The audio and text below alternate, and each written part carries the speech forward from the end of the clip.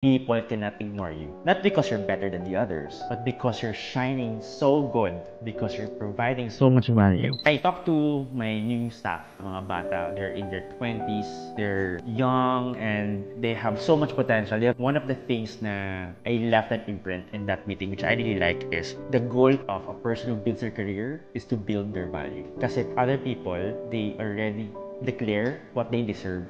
I deserve big pay. And nangyayari is, nagiging half-baked sila. So I told them, enjoy building a life value. Because when you're valuable, people cannot ignore you. And the ultimate way for you to get more opportunities in life, if you're so good, people cannot ignore you. Not because you're better than the others, but because you're shining so good, because you're providing so much value that they see value in you and they want to provide you more support, they want to provide you with more opportunity. So if there's a great career advice I will tell this young generation or to my new staff as they come is be so good, people cannot ignore you.